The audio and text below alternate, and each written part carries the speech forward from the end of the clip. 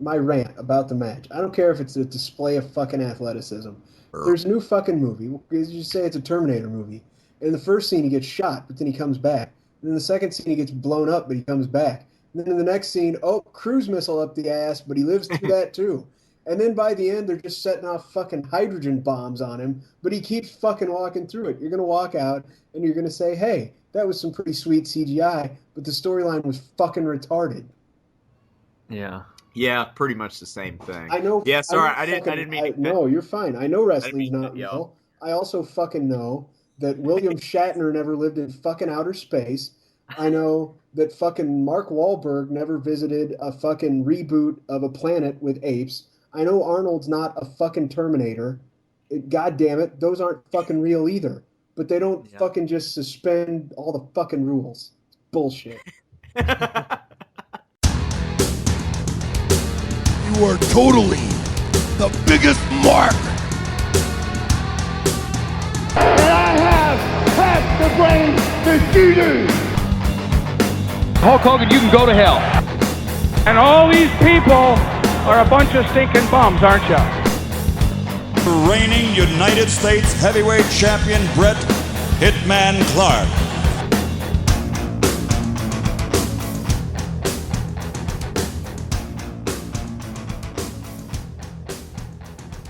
We ready yet? Yeah, I'm good to go. Okay. Get set. It's all that. You're gonna get us fucking copyright infringed. If I sound that like close to the real So, thing. hey everybody out there, welcome to the Nitro Party. We're gonna. That doesn't make sense. It's welcome to the Nitro Party. No, that's his name. No. Yes. Well, you're welcome to the Nitro Party. Yes, and that's why he says it's welcome to the Nitro. So, anywho, before we get started on this episode, if you want to get it ready, get it queued up on your browser there. We're going to be looking today at on your Netscape navigator. WCW Monday Nitro from January 1st, 1996 from the Omni in Atlanta, Georgia. But first, just get that pulled up, get that ready to go so you can press play when we tell you. Jesus, your keyboard's loud. Sorry. Grant and partially myself, I think, did you watch any of Starrcade? No, I couldn't. So just couldn't make it happen. Twins. Couldn't make it happen. Yeah. We're going to give you a little recap of Starrcade 95. So this is going to be the pay-per-view that happened between the last episode and this episode. So just to keep us caught up on the storyline, we've got a recap of Starrcade 95 from Nashville, Tennessee at the Municipal Auditorium on December, thank you for that. You're welcome. December 27th, 1995. Attendance to Starrcade 95 was 8,200. 6,000 paid, so a pretty good ratio to paid tickets to non-paid tickets. Yeah. The buy rate for Starrcade 95 was only a .36, which equals out to about 75,000 buys, which is of the three pay-per-views we've looked at. Halloween Havoc was 120,000 buys. World War III was 90,000 buys. Starrcade only 75,000. So the numbers are going down. So that's really, if you think about it, we've just this pay-per-view was not hyped at all. No. Like there's been a couple of, remember Halloween Havoc every 5 seconds because there's goddamn monster trucks. It needs more monster trucks. It was almost like Bischoff was like, I'm not going to allow these foreigners to make money on my time. I guess. In theory, and most of the matches I watched were pretty damn. There was a couple matches which were potential like match of the year almost. I know the Eddie Guerrero match was in my opinion the match of the card, but we'll get into that. We're Grant's gonna run down Starrcade 95 for you. So Grant, what? That means go, you fuck. Oh, why didn't you say go? Because we're professionals. I'm pretty sure I'm not. All right, anyway. Yeah, Starrcade 95. I looked up the history of this because your explanation for what the fuck that means didn't suit me. Okay. Apparently, there was a variety show or something called Starrcade, and it was an arcade show. Oh yeah, it was the video game show, and so they just added an R to that and made it one word. Mm-hmm. I wondered why it had 2 R's. Yeah, Starcade was a 1980s video arcade machine game show. No shit. Yeah, pretty awesome actually. It was. Does anyone remember Video Power? Oh, yes. Yeah. How about that? Was awesome. Was that the one on Nickelodeon where they like went into That's the one with Captain N, right? No. So Video Power had 2 formats. The first format was that there were kids in there were kids in the audience who would ask video game questions to stump the guy. Yeah, Oh, okay. I do remember that. And then they'd play the arcade game for high score, and then they'd do like maybe a head-to-head with the top 2 guys, and then the winner would go through the maze, and you wore like a Velcro vest, and you just stick video games and accessories to you. And if you made it through the maze, if you made it to the end, if you didn't, you kept all your gear, whatever you got. But if you did, they gave you a fucking Neo Geo. Sweet. But then the second format was just a cartoon show, and it was the Tomato from Attack of the Killer Tomatoes. No. That was Captain N. No, it wasn't. It was Quirk. It was a puzzle game. No. It was the Tomato because they would call him Tomato. And Quirk was a goddamn tomato. Was Quirk a tomato? Yes, Quirk was a fucking tomato. Oh, you're right. Quirk was a tomato. It was Quirk, the guy from Iron Sword, the guy from Narc, Bigfoot. Yeah.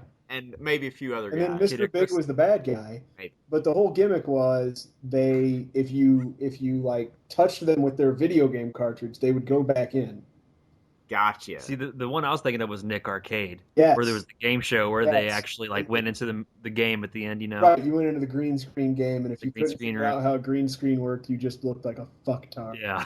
Oh, the other guy in that show was Tyrone from Double Dribble. Double Dribble, there we go. Double Dribble. All right, anyway, Starcade 95, we have fucking went off the rails. So, what's this podcast about?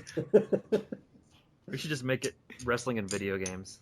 90s, So baby. it starts over with a voiceover package of a guy that talks like this for no reason.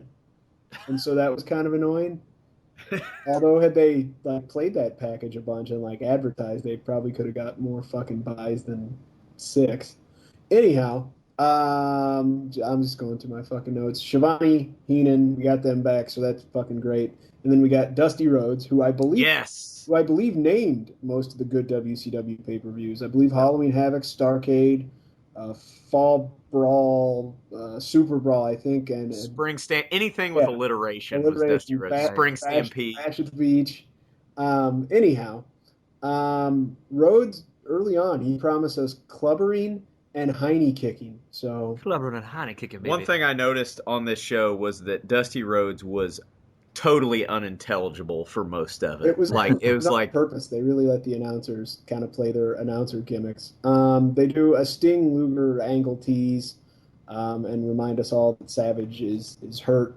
That was good. It was kind of a good catch up with what the angles are, especially since, the Sting Luger one kind of gets rammed down your throat, but not nearly as much as the Yeti and the monster truck shit did. So it was a good recap. I wasn't annoyed by it.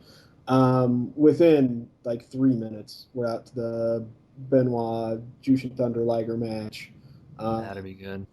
It's good. They kind of recap really the whole lead up to this. They talk about Heenan setting everything up, selling out, that Japan's going to win, and there was a ton of shit on that angle that they could have played up more. I think WCW, a lot of their shit at this time, their angles and the stuff going on, it just gets fucking diluted. And you don't really know what's going on. There's a lot of angles that never play out, or they mention it for half a second on TV and they don't really flesh it out very far. Sort of like the Craig Pittman. That's exactly what I was just thinking. Why the hell are we doing this? Yeah, no. Heenan, racist as can be. It's entertaining. So I have here on the card, did you get the 2 dark matches, or were those not on the network? I did not get the 2 dark matches. First dark match was DDP over Dave Sullivan. Okay. Second match was the American Males defeated the Blue Bloods. Okay. First match you already mentioned, Liger versus Benoit. Could have been match of the night, except the finish was kind of botchy. Yeah. But you put those 2 guys together, you can't fuck it up too bad. Yeah. It was super technical. We see a bow and arrow at one point, which Rhodes refers to as an uncle-in situation. I almost spit beer all over the keyboard. Liger beats Benoit after, and this is my note, Liger beats Benoit after confusing distraction from Sullivan. Yeah. Kevin Sullivan runs out just because. Well, because because he's pissed that Benoit's fucking his wife. Fucking his woman. And they play it off that it's because Pillman was fucking with Sullivan and right. He bad talked the Dungeon of Doom. Right. And then there's an Eddie Guerrero interview. Guerrero's super fucking young, green as hell on the mic. I mean, I hate Eddie Guerrero as white meat plucky baby face. Yeah. Be a freaking dirty cheat to win heel, and I'll love you. Yeah, no, they sell the shit out of him as a face. And then what's the next one? I have match 4. I have Koji Kanemoto over Alex Wright in a pretty good match. No, it's a good match. Kanemoto's IWGP Junior Heavyweight champ at the time.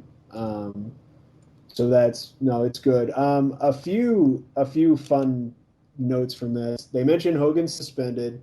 They talk about this is a good inside thing if you follow wrestling. They talk about, Heenan's talking about how the Japanese, they're not pushovers. They came over here. They got used to the time. They've been here for 2 weeks. They got used to the time change. They decided they needed to get used to the altitude change. They've been training in the Smoky Mountains. To which Shivani responds, no one wrestles in the Smoky Mountains. And this is the last year Smoky Mountain Wrestling had just folded up.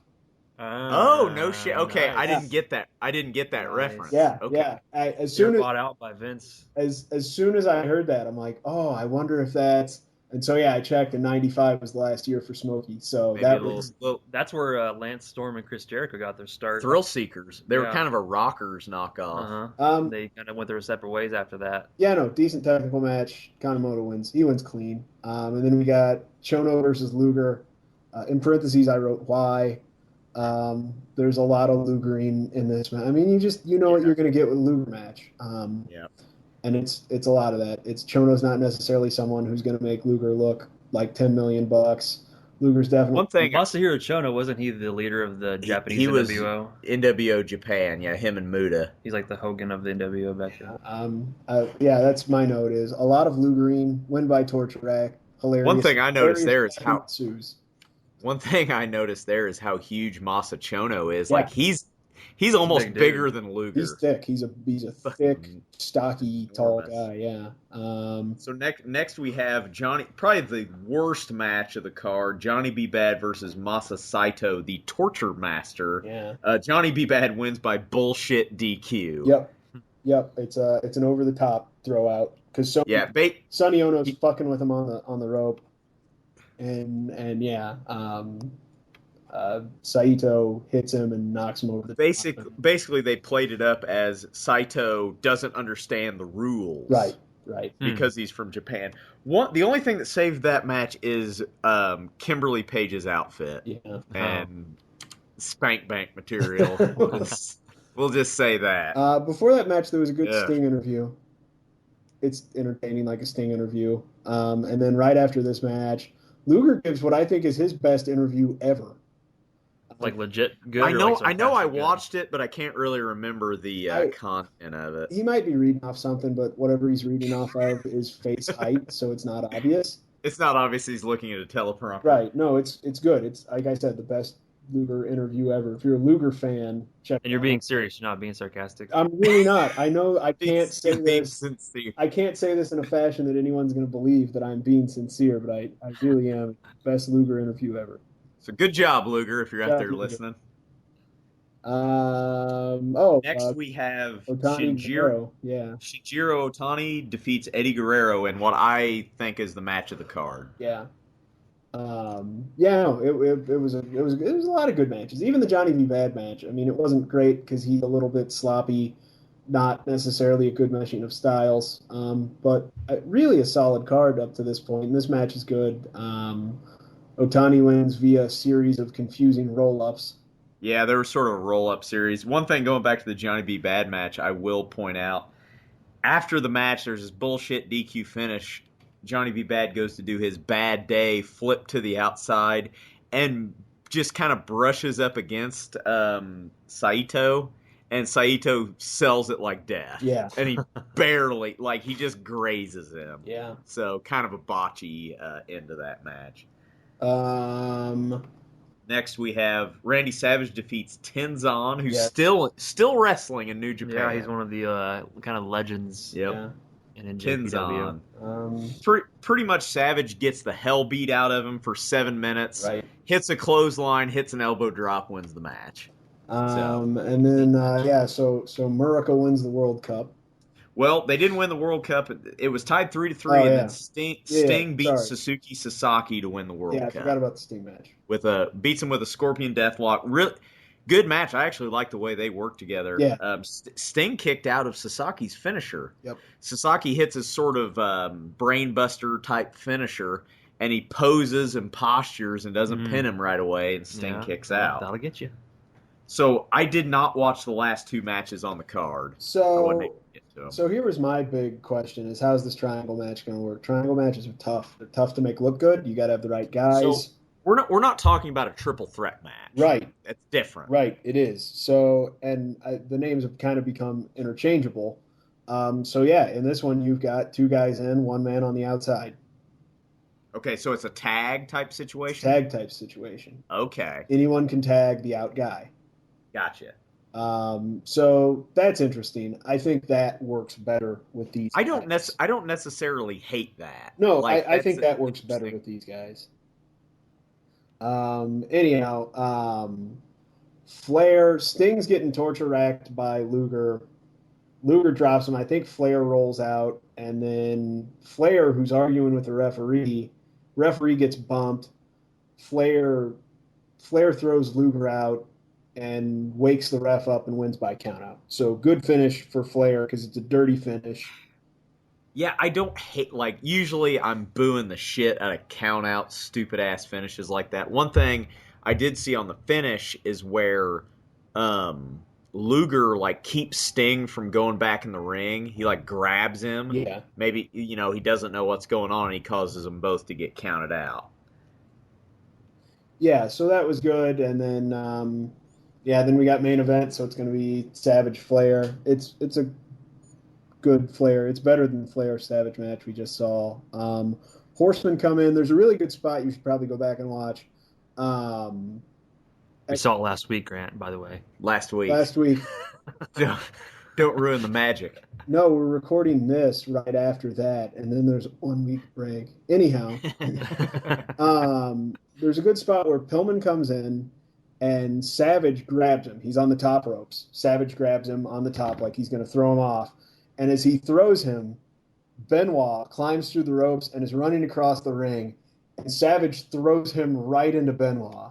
And they hit shoulder and head, and both legit. No, that sounds I think it's a planned spot, and they just make it look really fucking good. Oh yeah. And then Arn Anderson comes in and fucking cheats and knocks hits Savage. Hits Savage, knocks him out, and then throws Flair on top of him. So Flair wins again. So his second dirty win of the night. Flair, 12-time world champion. Was 12 at that Let's point. get a woo for that. So Flair's world champ for the 12th time going into this Nitro. I will point out there was actually a dark match after the main event in which One Man Gang defeated Suzuki Sasaki for the U.S. title. Who stays for that? It's a thing. Is what I was going to say. They were. It was basically one of those things that they taped to show later. Is it on a worldwide or something? Something, yeah. So that's Starrcade 95. Go check it out. It wasn't a horrible show. It's kind of interesting to see the New Japan guys work with the WCW guys. So that's we're caught up on storyline. So everybody that's got your WCW Monday Nitro from January 1st, 1996, have that pulled up. Are you ready, Grant? Real quick. Attendance to this show is 3,600 paid. The rating for Nitro was a 2.5. Raw was a 2.6, so Raw takes this week. Uh-oh. Just to give some background or some comparison to this ratings deal, I went back and looked up some recent Monday Night Raw ratings. The May 9th, 2016 Raw I think is the one where Dean Ambrose came out with Jericho's jacket on. Oh, yeah. In the 18 to 49 demographic, which is what wrestling's trying to hit on, drew a 1.1. Wow. So there's... See, the thing is with Nielsen ratings today, like they don't make any. They're arbitrary because people don't.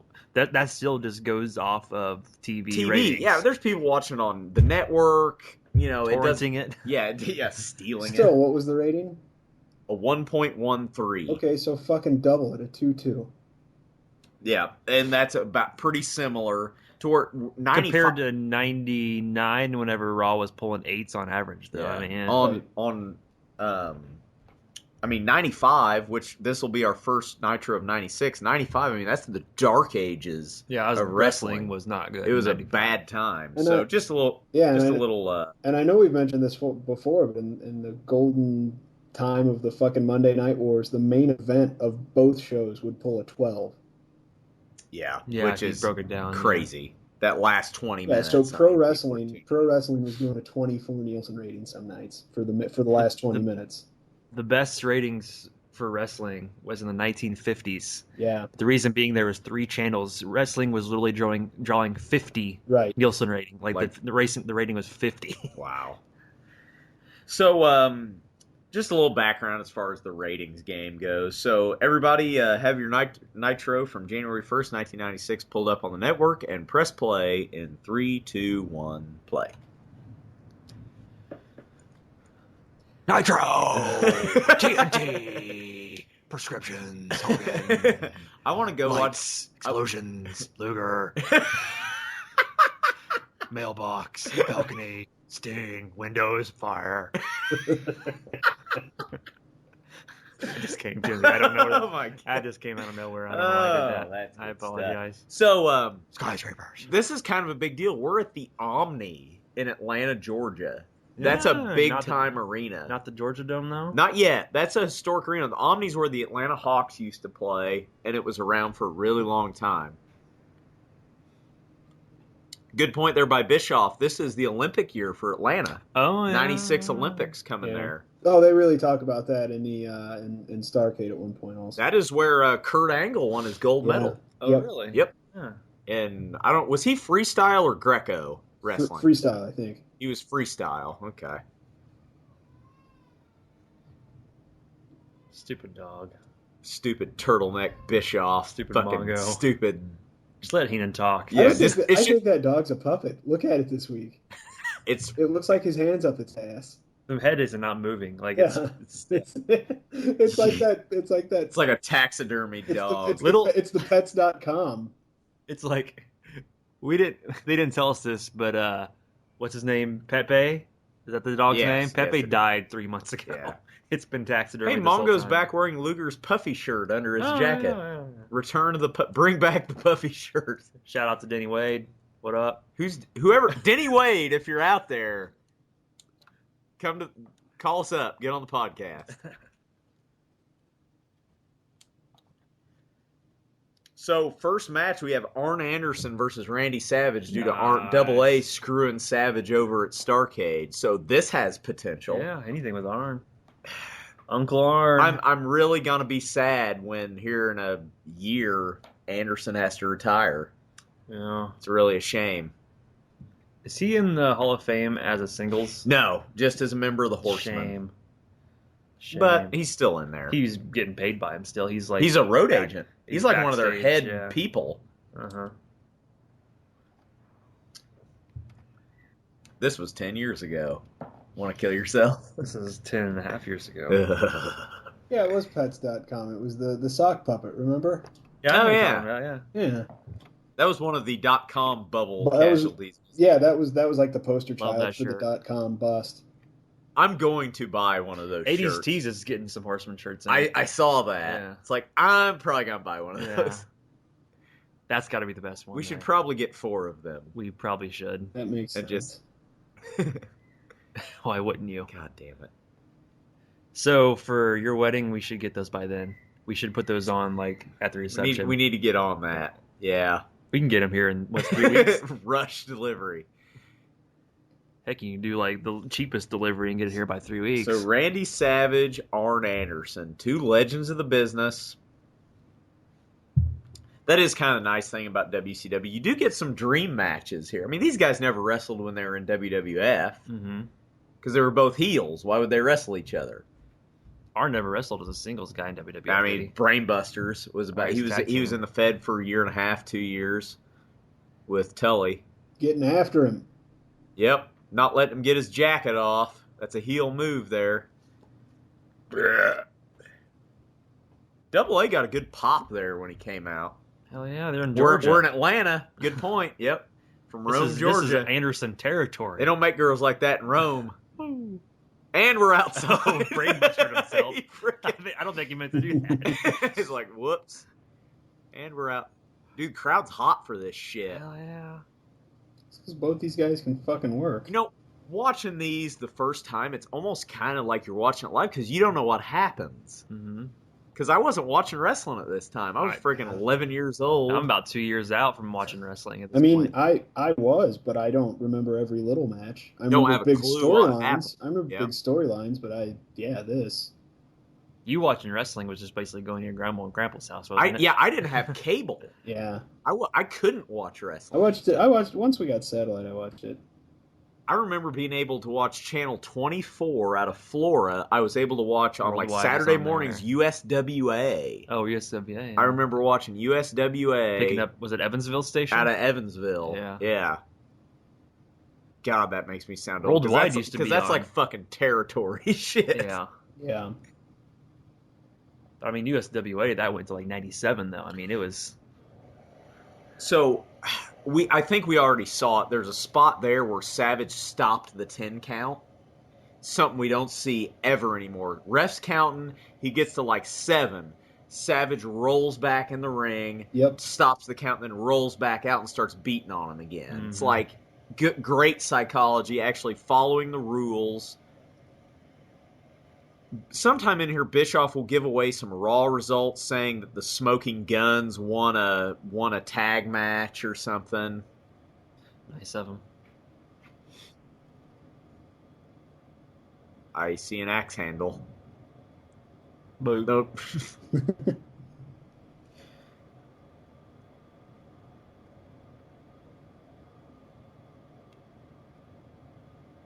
I wonder if the Horsemen ever listened to these old broadcasts when they brought McMichaels in, because he shit talks the Horsemen an awful lot. Yeah. It's bullshit.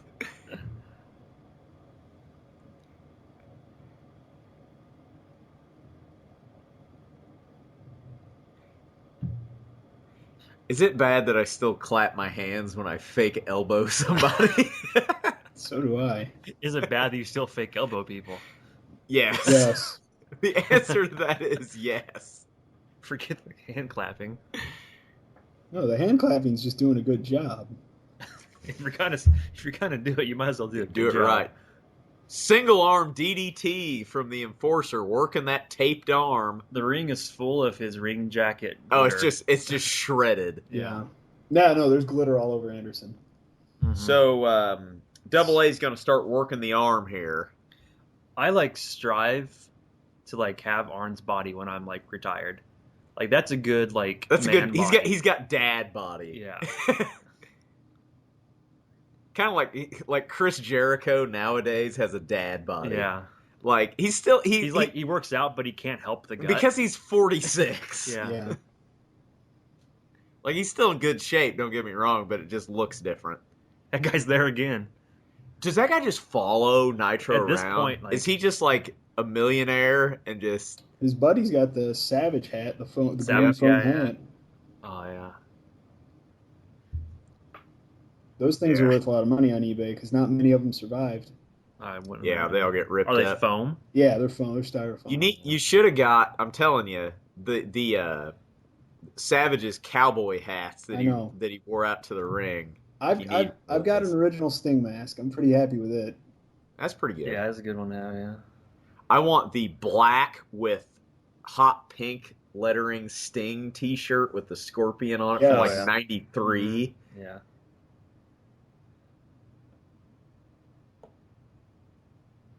Oh, he's taking the tape off his arm. He's going to break it. He's going to hurt him. Saw what happened last time. Yeah. Fuck him up, Arn. I mean, I like both these guys. I just have a soft spot for Arn Anderson because he's the most technical sumbitch in the world. And he's one of the best psychologists. I think that's why I like him so much. Arn Anderson is Southern wrestling. Yeah, that's Southern wrestling. Yep. Just a rough and tough, good old boy from Rome, Georgia that likes to drink Budweiser. Mm-hmm. I've been carrying this tire iron around. Never knew what to use it for. It's like, isn't that the greatest thing you've ever seen? Where he opens the beer with it. You guys probably don't remember it. The original making fun of I mean, I know we always reference that one, and I like. That was the one where he retired and they made fun of him. The one where they're in the ring. No, the original one's really good. Yeah, I don't think I've ever went back and watched that. The story on that is that the Horsemen didn't, according to Kevin Nash's kayfabe commentaries interview, he didn't. The Horsemen didn't care. They thought it was funny until Arn Anderson's family is like, they made you look like a freaking drunk piece of shit. Yeah. So then so quite honestly, I'm not a big Kevin Nash guy, but politics. Mm-hmm. Hey, ref, his feet are under the ropes. How about you break the fucking hold? Head-banging Hogan mark.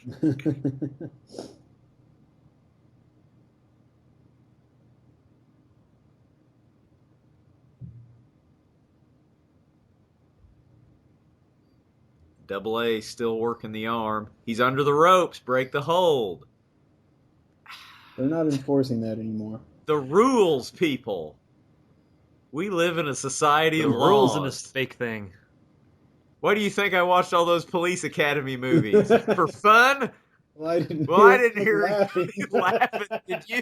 Except for that one guy that did all the sound effects. It's like, why do you think we take you to church? To listen to, Captain Watts' name. If anybody gets those Simpsons references, call the podcast. You're our type of people. That's right. We should get nice. DDT. Very nice. God, DDT still gets over huge. That's like a transitional move nowadays. Yeah. Speaking of like calling the podcast, there's this YouTube show that I watch occasionally. It's about games and stuff. But he got a separate phone line and installed a payphone in his basement. Nice. And he does live shows and people actually call in on his payphone. Call his payphone. That's pretty awesome. Yeah. So we'll see. I think they show a replay of it. Double A fakes like a left hook, and Savage ducks it, and he DDTs him off of that. It's like, when do you see that shit ever? Uh-oh. Oh, ref bump. Oh, and Nux. Nux. Oh. Have you guys ever tried to walk around with brass knuckles in your underpants? Yeah, it's incredibly uncomfortable. I can't say that I've done And that. Savage shoves him back into his... Which is smart. That way Savage doesn't get DQ'd. That's smart. Oh, Horseman. So Savage gets the win via Arn's own Nux. I was reading earlier, I think Pillman's gone in like April or March. Yeah, this is his last couple months in the company. Yeah. And then he dies in 97. Yeah. Referees, by the way, after the match, don't understand English. That's how you be a good referee. Pretend like you don't understand English. Like, what? Huh? I don't know what you're saying, even though you're Benoit really is literally screaming at him, and he's probably going to beat his ass backstage. I think Pillman was just signaling, like, raping him in the butt or something. I will fist you. Oh, God. I love it. Yeah, this is awesome. Fakes a hook. Oh, boom. Nice. When the fuck do you see that? Nice. That's, like, so good. Yeah. I love Heenan covering for him. Fucking ball sweat, masking tape knuckles. Oh, what do those smell like? I always liked Savage's straight punches. Yeah. They look very legitimate. They're the same style almost as like Terry Funk, only they look more real. Yeah. Which is strange because Terry Funk is actually hitting you. Yeah. Oh, this has potential. Wow. Yeah. Regal Benoit. Two of the legitimate toughest bastards ever. Yeah. I gotta piss. Zach has Talk to, amongst yourselves. Zach has to go pee. You should have done it on our I break, know. like I told you to. You should have yeah. went before we left.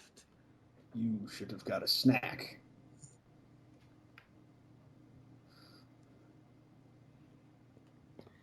So we have Steven Regal with his Yes. his manager is Jeeves.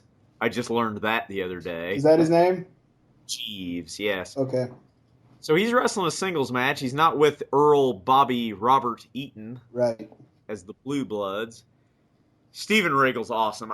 Watching these matches, I kind of have had a newfound appreciation for Steven Regal. He's great at his gimmick, and he can wrestle his ass off. He's a little stiff, but both these guys can just go 100 mile an hour and never quit. Yeah, for sure. Grant, you have the podcast. I have to grab a beer. Enjoy Benoit's porno music. Hey, everybody. Now it's time to talk about Jesus. Wait, no, it's Jesus. He's a guy that sells drugs in the dumpster. If you need any drugs, the dumpster by my work is really the best place to find him. I don't know if he lives there, if he works out of there, maybe both. I don't know what I'm doing. All right, Regal Benoit, referee with a mustache and a unibrow. That's Randy. That ref is Randy Eller, by the way. Oh, okay, okay. I thought it was Mark Curtis, but Mark Curtis doesn't come in till later. They kind Right. of have a similar look. And I'm back. Okay. You missed some entertainment. I'm sure I did.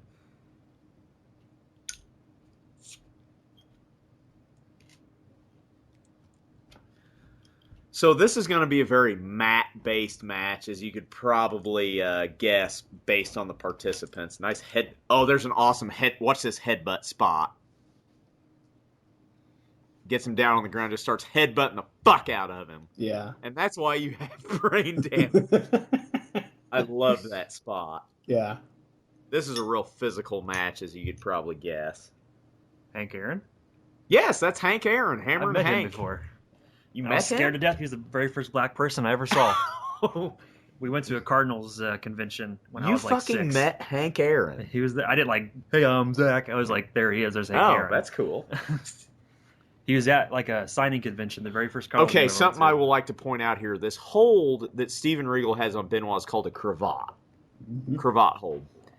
Could have all seen He it. shows this to Diamond Dallas Page, just fucking around. Yep. And what do you think came out of that? Yep.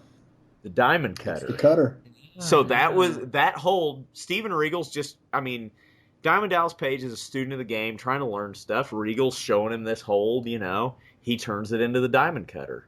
So it's like 6 degrees of Kevin Bacon, but Little insert bit. Steven Regal for wrestling. Pretty much.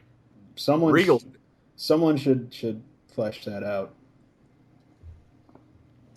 That might be a thing. I would could just be. like to point out that Zach is not a racist. He was a 6-year-old kid. Oh, He- yeah, sorry. He didn't know where out of he context. don't take If you 6-year-old. grew up where we grew up, you would understand. It's We just- we don't have a lot of diversity in our town. Or any, really, So after Eccles moved. yeah, like we didn't have. Just never mind. we had NAA one black kid in our high school. NAACP, Pretty much how you. NAACP, if you're listening, we're always looking for sponsors.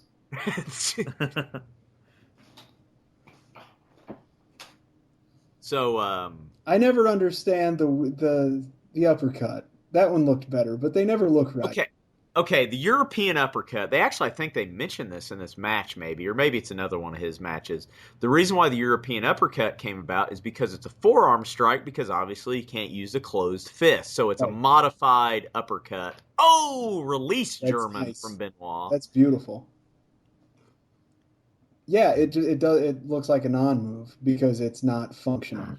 But if you hit him in the throat with it, Yeah, it if you really becomes, hit him, it would be becomes incredibly functional. Yeah, but you're at the wrong angle to do that.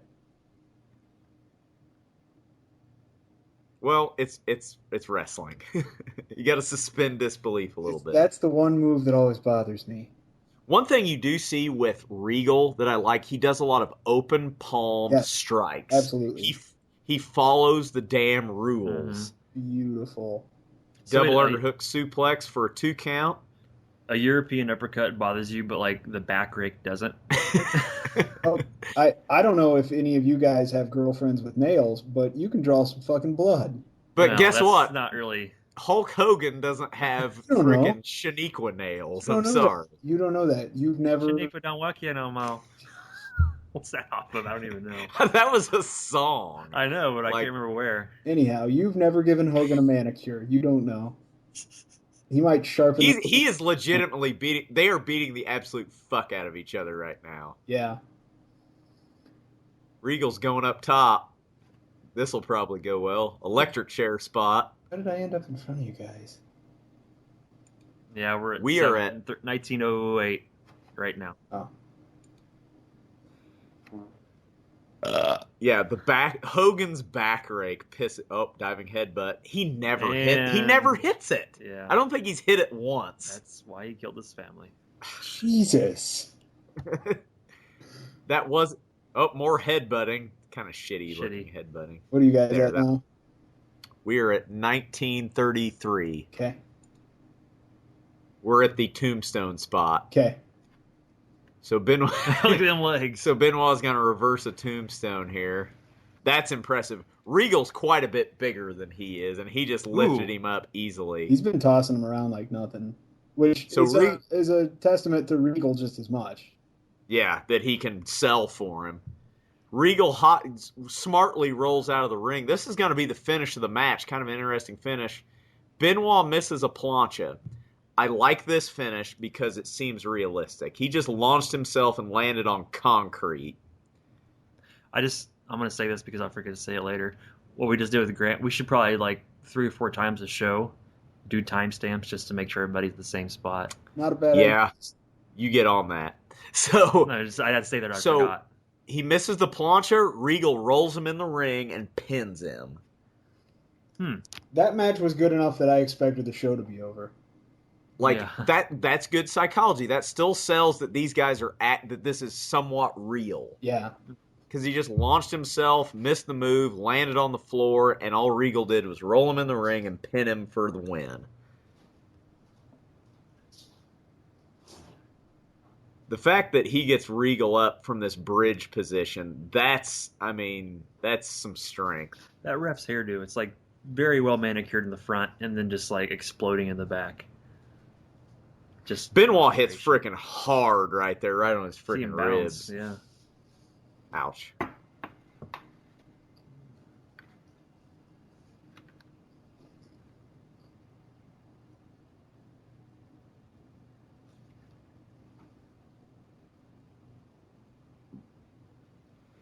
So Pillman and Double A are in the ring with Benoit. This promo is going to be basically Pillman's pissed off because Double A and Benoit just lost their matches. So where's Flair, the world champ? I don't know. Good question. I think he'd be out there.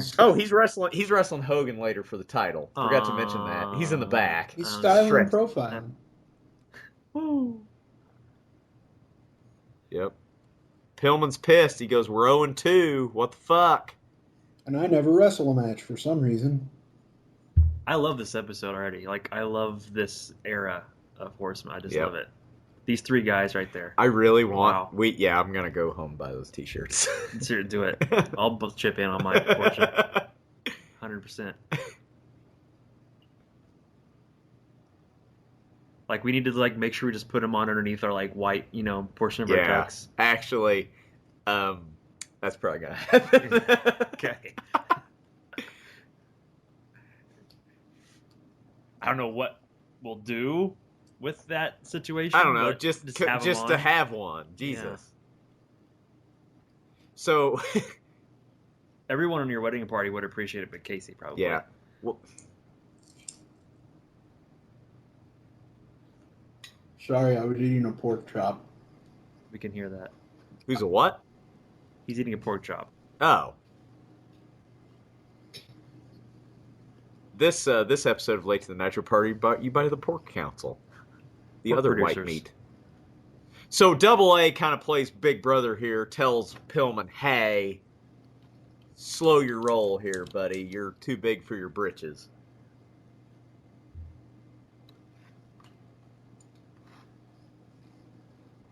That was a Blue Apron pork chop. That ain't how you do it. Yeah. Guy's giving a backwards 4 horseman symbol.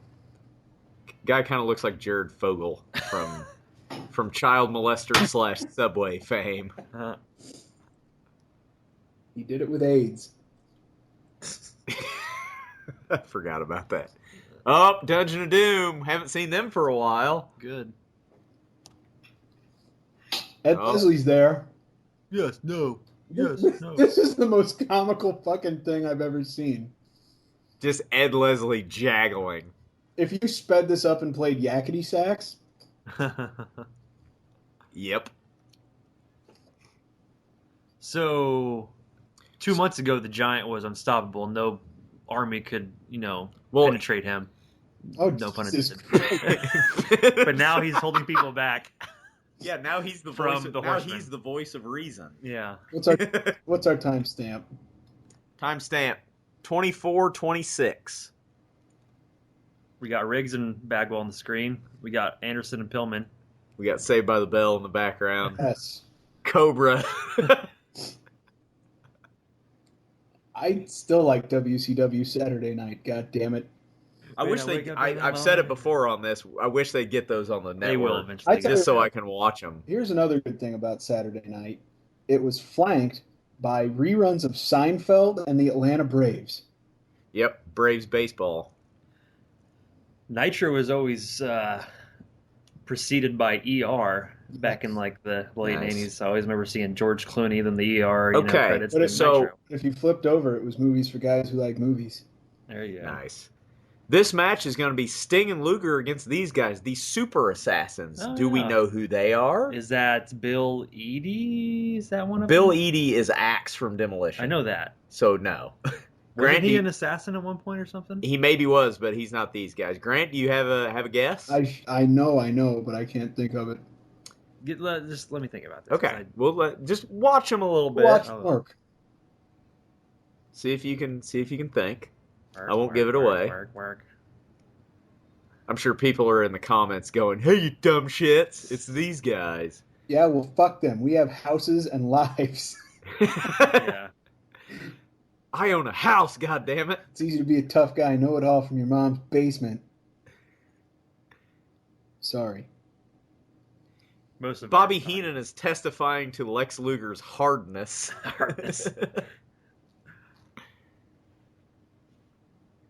Super Assassin. Super Assassins being managed by Colonel Robert Parker, soon to be married to Sensational Sherry, or Sister Sherry. Kayfabe, right? Or for yes, real life? Okay. Entirely kayfabe. All right, just making sure. The only other time I've seen Colonel Robert Parker was when Jeff Jarrett made his debut in WWF when he was like the country singer. He was sort of his MC. He was Tennessee Lee. Yes, that was Colonel Robert Parker. I remember that. Sting has been wearing a lot of black and orange lately. He's kind of on that color scheme the last few weeks. Powers of fucking pain. Thank you. Good job, Grant. Holy That shit. That is Warlord and Barbarian, the Powers of Pain, one of the really great tag teams of the late 80s. And they are in masks, and they are the Super Assassins right here. Very good. I'm impressed. Should look that up. Because I had to look it up. I didn't have fucking clue I genuinely didn't look it up. I knew it was going to be a tag team, and you could just kind of tell by the way they were standing there. So let's cut into this match to have Craig Pittman angle bullshit. Now he's asking Mongo to manage him, who's not even a manager. He's a football-playing announcer guy. He's getting desperate. So he's asked Heenan, he's asked Jimmy Hart, and now he's asking Mongo. Like, where'd this angle even come from? Like, what? I don't get it. There's no point to it. Yep. You know what? The Warlord has one of the best looks in wrestling, in my opinion. Like, when he was in his feud with Davey Boy Smith, I honestly think he should have got a program with Hogan. Yeah. Because he's fucking massive.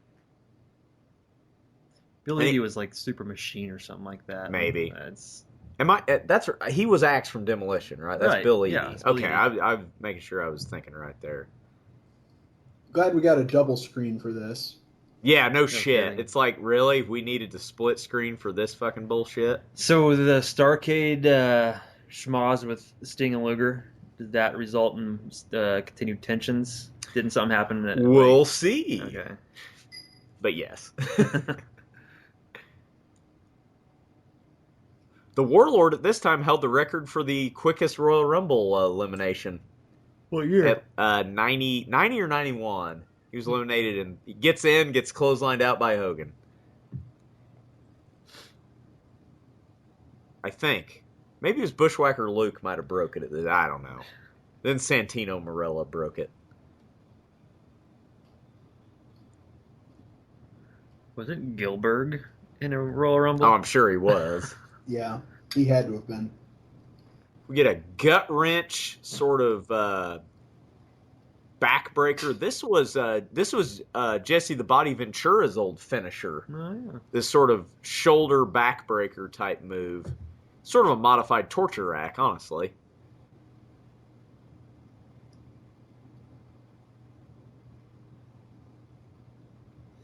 I kind of want some fried chicken. And why is that? Because he looks like Colonel. Oh, Sanders. the Colonel. Yeah. Gotcha. Okay. That makes Thinking sense. about- Yeah.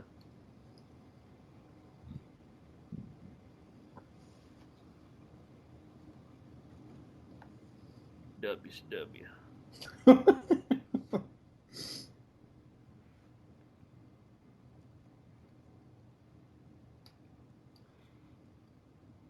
Probably one of the best Hoss versus Hoss matches. I think it's at I don't know if it's a WrestleMania or what pay-per-view match it is, but Davey Boy Smith and the Warlord wrestle like a freaking awesome technical match, and they're both these two Roidy Magoo freaks. Mm-hmm. And it's honestly strange to watch.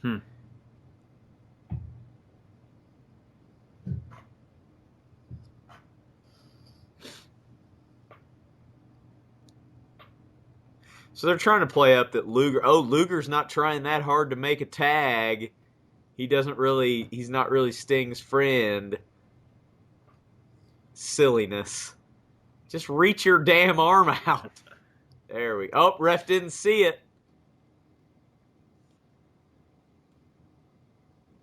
Damn it, Nick Patrick. Luger is going apeshit. Luger can't even outpower Nick Patrick. Yeah. It's like, just throw him around, Luger. This is a cool spot here. I guess this is their finisher, sort of an assisted suplex. Yeah. So Luger kind of helps here. They got him covered 1, 2, 3, but the ref's not there to make the count. So they had Sting beat there. Yeah.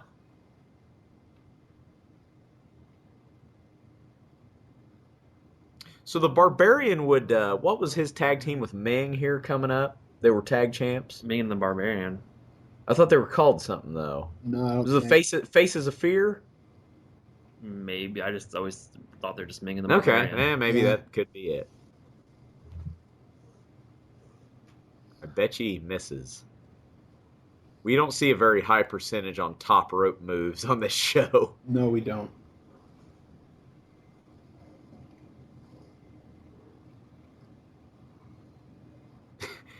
Jimmy Hart will manage the janitor.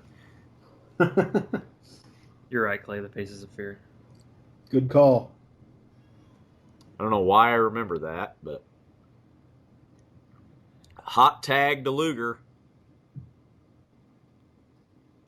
I don't know which one is Super Assassin 1 and Super Assassin 2, because I remember at World War III they were announced like that, but I don't know which one's which. It's kind of convoluted. It's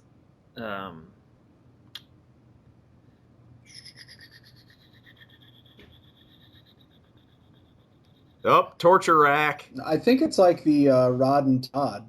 They don't really know who does whose voice, which one's which. So he's got the Barbarian in the torture rack, and that's all she wrote. Oh, Sting's got a slap on the Scorpion Deathlock on the Warlord. Double submission win. Damn. Luger's fucking face. Just gassed himself out. Damn, crowd popped for that shit. 2 finishers at the same time, goddammit. And they love it. Jeez. Yeah, they're over.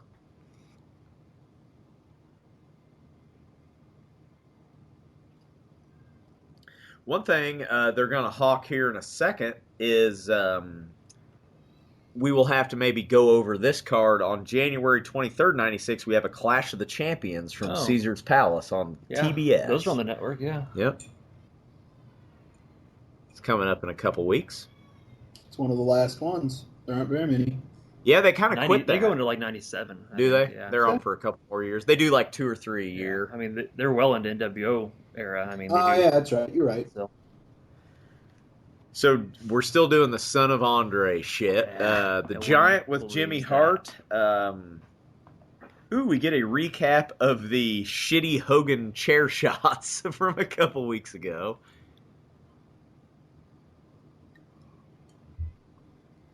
Old Big Show has some pretty hellacious hair there. Yeah, he does.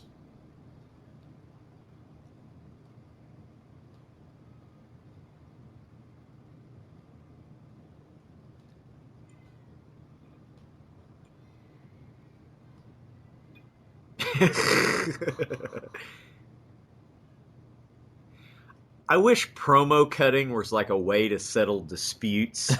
Like you go to civil court, somebody didn't pay you for a job you did, and it's like you just cut a promo on each other. Whichever one I like better gets their money. I like it. In this promo, friggin' the Giant calls Hulk Hogan Hulk Horton.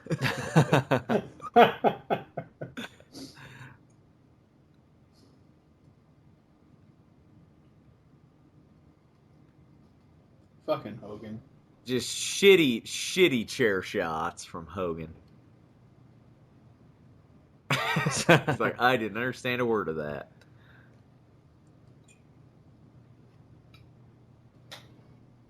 What do you have with your pork chop, Grant? I don't know. How is that possible? Because it came from Blue Apron, so it's some sort of fancy thing. Oh, Blue! Stacy's thought about getting that. Is that shit any good? Yeah, it's pretty neat. It's the girlfriend gets it, and occasionally they're like, "Hey, send free shit to a friend," so I get it. Is that the stuff they sell on QVC? No, it's kind of like they send you like a whole meal, like a thing. You make it yourself, but it's like all the ingredients portioned out. You just cut them up and cook them.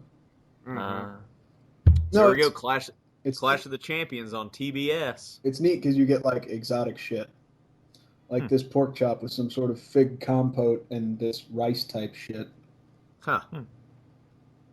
Blue Apron. There's a good sponsor. They sponsor a lot of podcasts. I first heard, I think Rogan was the first one I ever heard. I think Joe Rogan Experience. Yeah, and then I think they're a sponsor of either Austin or JR's. No shit. Well, let's get them. Send us some free bullshit. I will say, by the way, speaking of those two, they're hilarious when they do sponsor shit.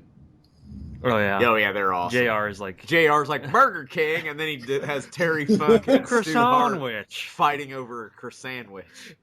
JR, you egg sucking dog! I ordered a croissant sandwich. So you forgot to mention. Okay, Flair's champ here. Flair's got a bandage on his head. You forgot to mention that Flair got busted open at Starrcade. He gets busted open at every Starrcade. But they don't give that shit away on free TV. To see Flair bleed, you got to buy the pay-per-view. I will come through there, and me and my brother Dory will put 2 spinning toe holds on you. Hey there, Bruce. I didn't know you were some kind of a prevert there. Some kind of a horror. One time my dad... Hey, 90s women. Oh, no, it's Hogan. She's that special kind of 90s hot. Oh, yeah, like Courtney Applegate. Or Christina Applegate. Yeah, actually, yes. That was probably her twin from Married with Children. So fucking Hogan's back. He's off suspension. Damn it. Courtney Applegate would be like the Weird Courtney Science Cox version of like a 90s hot chick. Like who's Courtney the chick Cox, from Weird Christina Science? I can't remember. She dated Steven Seagal for a time. I don't know. Kelly Brock? LeBrock? Kelly LeBrock. Yes, very good. Fucking Flair. She's also in Woman in Red. Yes, she gets naked in that. She does, along with Willy Wonka. So Flair's sporting the red and yellow. I saw. Yeah, Flair has red and yellow boots and knee pads on. I wonder if that's a rib. So Flair and Hogan for the world title. Fuck, main event already. This is gonna get some time. Well, we'll only see we'll only see this exact match 20 more times. Or it'll get a little bit of time, and then there'll be a 10-minute promo to end the show. True. Hogan got the fuck booed out of him when he came out. I wouldn't even pay attention Yeah, to that. he got booed to shit. We were probably talking over it.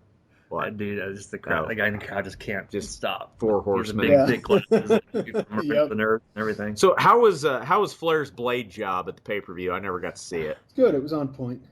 Just pretty standard in the standard business. Pretty standard Crimson Mask type stuff. It's always better when your hair's white. Mm-hmm.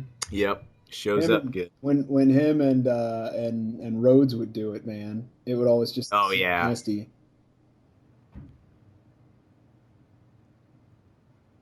Man, I just had a really inappropriate joke that I can't even tell. Well, save it for later. I will.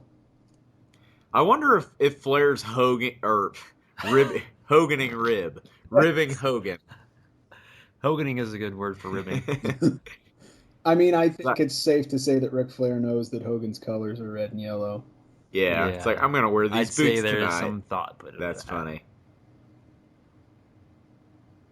I like at least Hogan is selling his chops for once, because usually no sells those. That's because Flair's throwing hard. It's like... No, that was he legitimately, he flopped, but he used it as a trip maneuver. Yeah. At first, you're like, "What the fuck's he doing?" No, that was slick.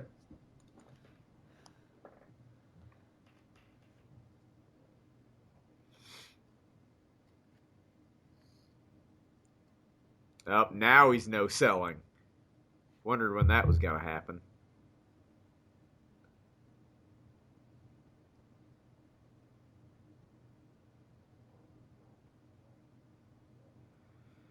Oh, Hogan, you're an awful, awful person. And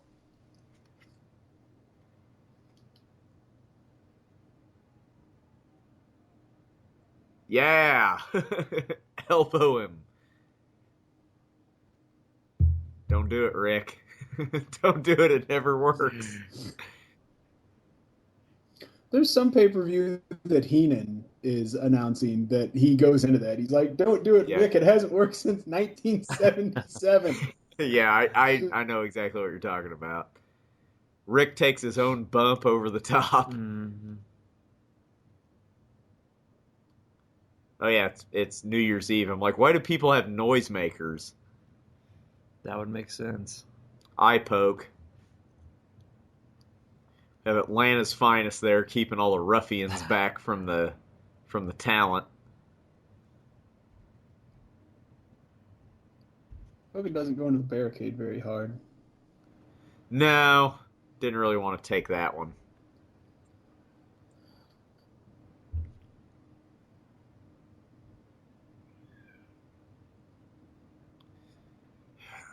Mongo. Low blow. Non-move. Irish whip. Flair spot. Clothesline. Yeah. Like, you can call this shit before it happens. And everyone knows that. That's It's almost to be expected. part of the charm of Ric Flair's matches. That's like going to a concert and, your band doesn't play their hits. That's if he didn't do that, no it wouldn't shit. be a Flair match. You got to do a Flair flop, do a whirly gig over the turnbuckle. Mm-hmm. I feel like it'll be interesting when we get there.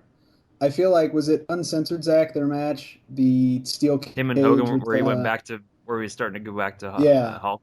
Yeah, Uncensored 90 or 2000. I felt at the time like that was a good match. It'll be interesting to watch. I don't think it was. It might have been 99. I think it was Uncensored 99. Uncensored 99.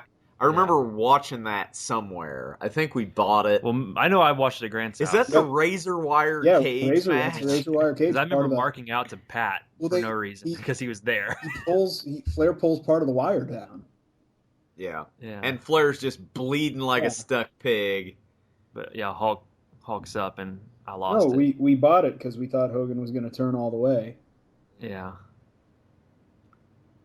One that I've never watched, and I think we ought to review it, is Bash of the Beach 2000, where Jeff Jarrett lays down for him, and Russo basically just fucks the whole deal up. Figure 4 from Flair. Hogan's in trouble. Hogan's selling it. Hold on, listen.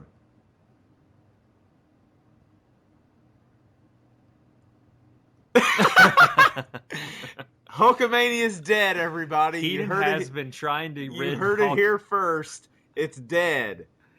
I love that. Hulkamania's dead because Ric Flair has him in a move that 80% of the people don't submit to. Like, Heenan is the ultimate adversary of Hulkamania. Yeah, since but day one. But I've mentioned this before, but Bash of the Beach 96 is like, I've been telling you guys for 10 years he's no good. Yeah. Heenan was right all along. Yep. I love that. Hulkamania is dead. It's weird to think when he said that 10 years ago was 1986. Like, Hulkamania had only been a thing for like 2 years. Yep. Hell, Hulkamania started in AWA. Well, technically, Hulkamania was 84 when he beat the Iron Sheik. Yeah. But oh, I sense a no-sell coming up. Since Flair has a submission finisher, he's got to do some sort of high-impact move for Hogan to no-sell. I love how Hogan does the seizure. Like, I bet he's fine in 1 second. I bet you he puts his hands under him immediately. Big kick out, and he's fine. He's got huge adrenal glands. Yeah, he's got a problem. It's such bullshit. Just want Flair to just fucking potato him. Do it, Flair. You got plenty of money. You don't have to work. Get fired. Potato him. the plump woman is the only one marking out. She's like, oh my God. Hogan. God damn it. Don't. God damn it. It's just like you watch it and you know what's going to happen, but you just for some reason hope that something different.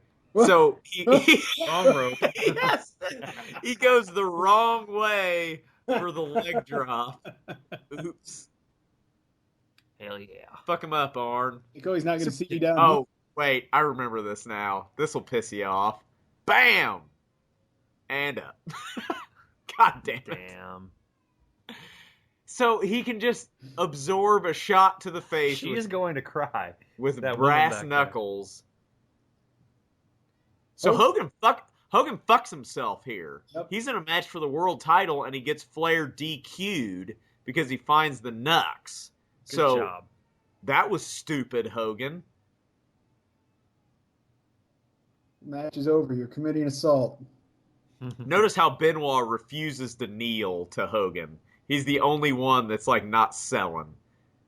Now we have this is the biggest schmoz we've had so far. Oh, they should have let him hit him with the stool. The Giant's got a stool. Savage makes the save. Damn, people are fucking into it. Yeah. They're going crazy. Millhouse's mom dating the Gladiator, so Bart hits home. Who did Giant just fucking axe handle? Oh, he axe handled a table in half. Let me put on my coat. I'm going home. What is? It's a table with a cloth over it. Oh, okay. So, something here, Ed Leslie / Zodiac breaks character because he says something other than yes or no. Yeah. And the announcers, hurt. He's like, I fucked up. Yep. The announcers actually mention, it's like, I've never heard that man say more than 2 words. So it's like, I gotta get out of here. I just fucked my gimmick up. Let's go get another one. Yeah, no. Well, he will here shortly. Be patient. So there was a lot going on there. They should have let him break the stool over Hogan's head. So Hogan and Savage in the ring with Mean Gene Okerlund. Mega powers explode. Oh, he's so horny. So this promo, basically, Hogan and Savage are going to challenge Flair and Double A for the main event next week. All right. The Mega Powers rejoin.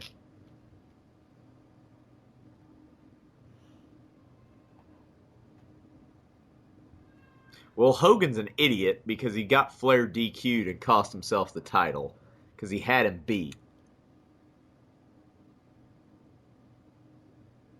Crisscross. Isn't that off Throw Him Off of the Train? That's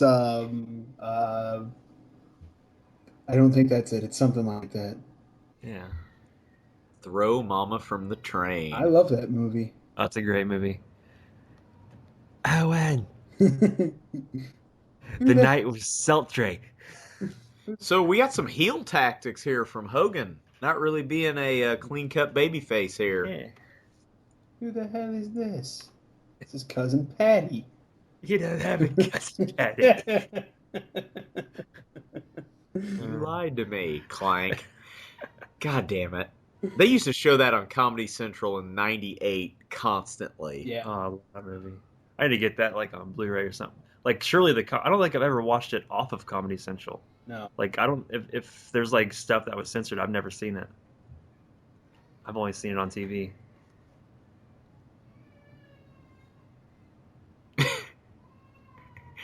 Fucking Hogan keeps interrupting Savage and throwing him off.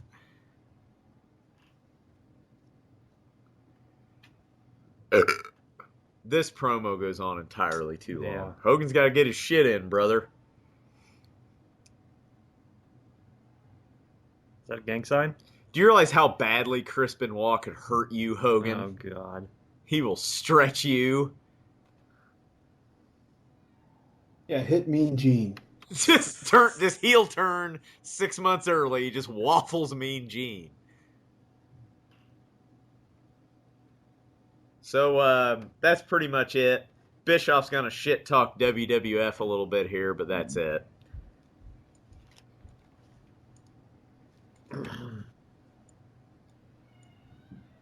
So we are into 1996. Good Yeah. Good shit happens. Shit starts getting better. We're almost 5 months into the series here. To the experiment that is WCW Monday Nitro. So the quality does... I could even tell the last couple weeks the quality of the shows have gotten better. Yeah.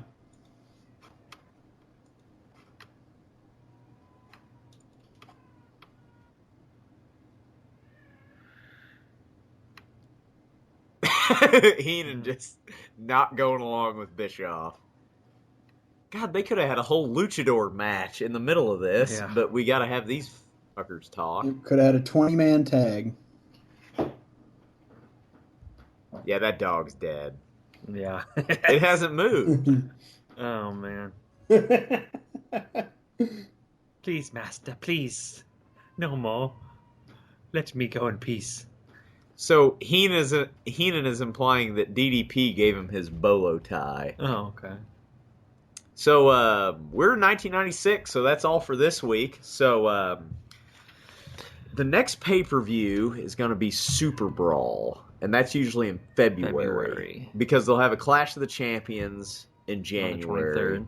So we won't have a pay-per-view here in at least another month and a half. So What are we looking forward to at Super Brawl? What are we... Super Brawl, I want to say, I'd have to look it up. I want to say Flair Hogan? I want to say Flair maybe wins the title back from somebody. I don't know. It gets confusing. I'd have to do some research on that. So that's all for this week. So anybody got anything to add? No.